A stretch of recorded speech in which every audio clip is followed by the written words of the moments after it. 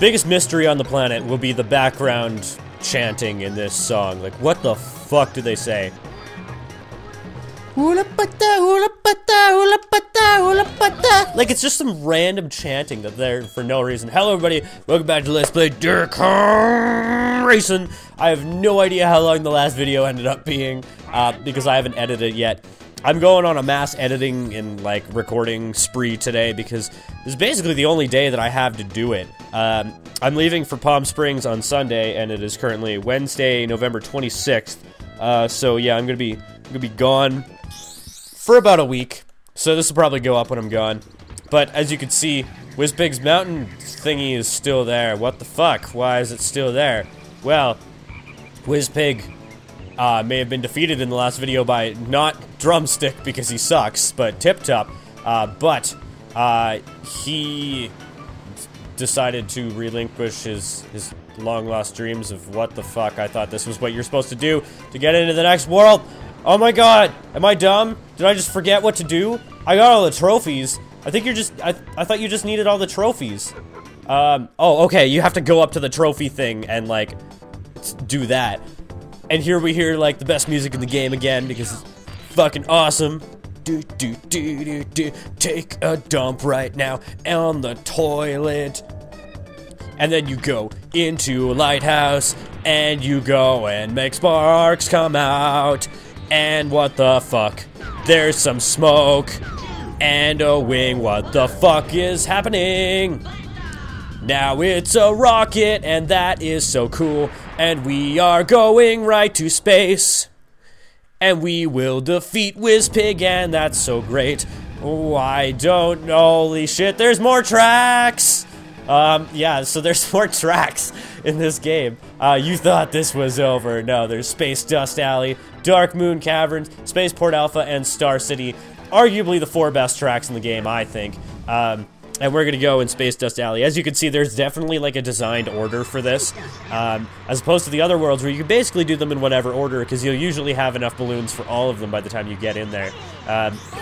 But yeah, these tracks are super good, but they're also a lot more difficult, and that's probably why I think they're super good, in all honesty. And I'm just, like, flying all over the fucking place, because I don't remember these tracks at all. I have not, like, played this game since I was a kid, but that speedrun that I watched, I skipped over this part, because I'm like, I don't want to remember what the tracks were like. And I remember you could go down here, there's, like, a zipper, and then, like, you go down the secret tunnel of Ganesh.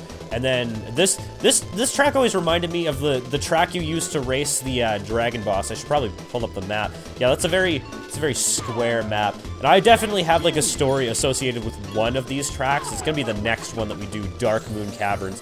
But listen to Dat music. I mean, Dat music is like so good.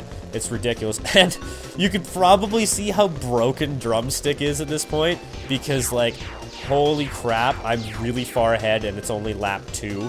I don't know if I'm going to be able to lap people. Probably not, but I mean, Drumstick is insane in this game. Like, how fast he goes compared to everybody except Crunch. I think Drumstick is actually the fastest in the plane, I'm pretty sure.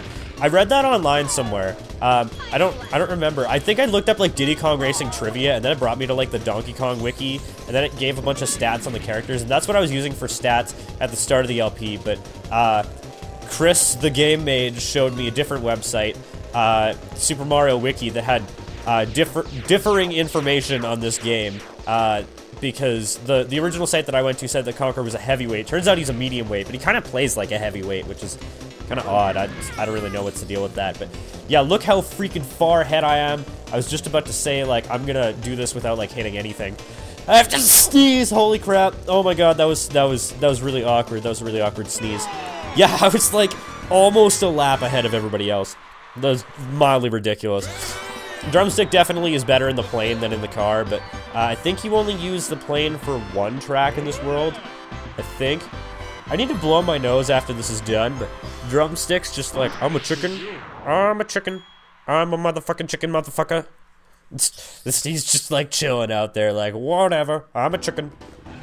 Yeah, but I'm just gonna blow my nose and I'll be right back. Oh, that's what happens when you run into a door when you don't have enough balloons. That's kind of a thing. Oh yeah, and remember how I got the TT amulet a couple episodes back? No entry, you must collect all the pieces of the TT amulet and have collected 47 balloons. Then you can enter this door. There's actually a thing. There's a glitch in the game where you can just skip all the silver coin missions in this game because, surprise, surprise, that 43 balloons means you have to do silver coin missions, which is kind of a slap in the dick face balls ass fuck. I don't know. The Dark Moon Caverns here. This track inspired me in a very weird way. So, when I found out about this track, I was in grade 5, I think. I'm not entirely sure. It might have been grade 4. Somewhere in that age range, though. And this track inspired me to start doing something because I really liked the design of this track, like how it looked on the map. So I decided to like start designing my own tracks for like in case I ever got a game with like a track editor. And lo and behold, the first game that I ever played with a track editor was Diddy Kong Racing DS. So the game that inspired me to start making my own tracks for a racing game and just like drawing them out on paper actually was the game that allowed me to do it first before like any other game I'd played. Also, I'm pretty sure this is the longest track in the game.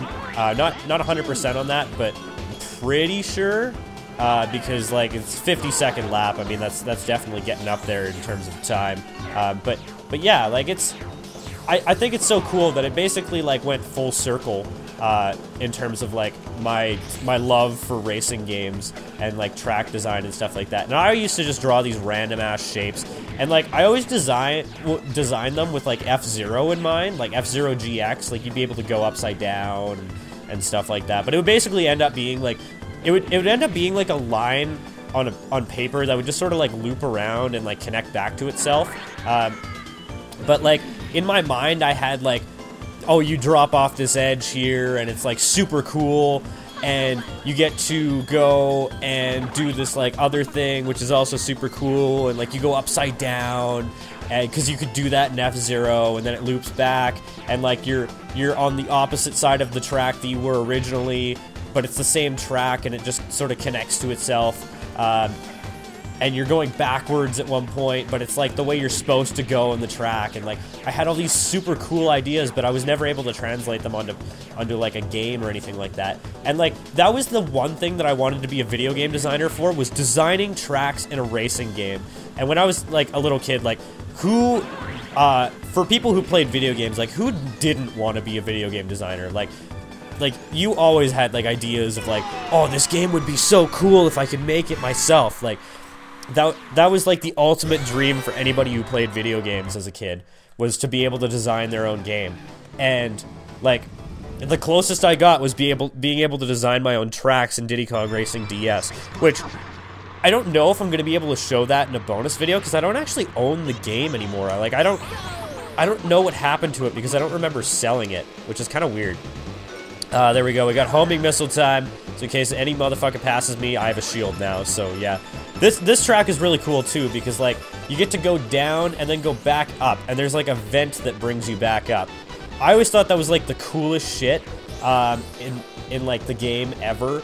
Also, this area is a bit of a clusterfuck, because like, there's shots going every which way, and like, they can actually hit you, like those guns that I went in between in like the in the first track in this, they can actually hit you, which is surprising, and that comes into play for the final boss, which, surprise surprise, is gonna be Wizpig.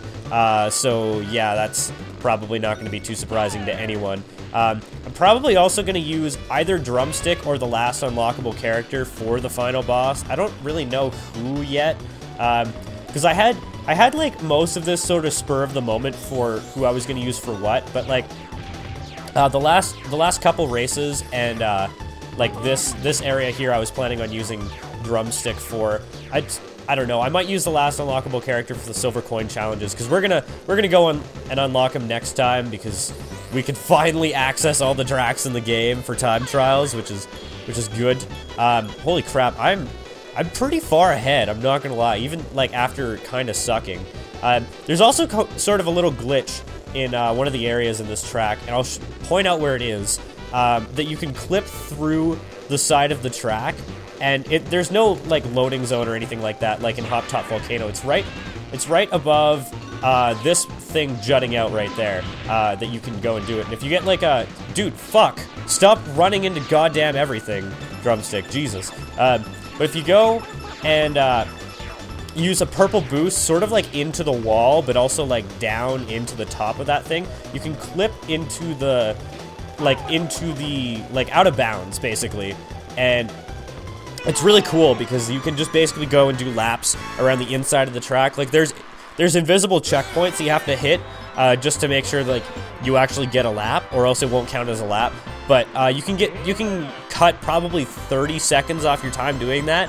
I've never been able to do it. I've never tried, so don't ask me to. I might be able to do the Hot Top Volcano one because it doesn't seem to be that hard. There's tutorials online for these sorts of things. If you just Google like Diddy Kong Racing out of bounds, I'm pretty sure you'd be able to find something. I've never looked though. Star City's like another one of those tracks, sort of like Dark Moon Caverns though, that sort of inspired me to like start making my own tracks. Because on paper, this is like a super simple track. Like you look at it, it's like, oh, well that's kind of lame. But you look at this, like there's a monorail. You go into the fucking like. This always reminded me of Disneyland for some reason, even though there's nothing like that at Disneyland. But yeah, you go like by the monorail. There's this big ass city like in the stars, hence the Star City name. But yeah, like there's all this cool shit, and like it's all there. But on paper, the track just looks so simple and like kind of lame. But like it's so cool.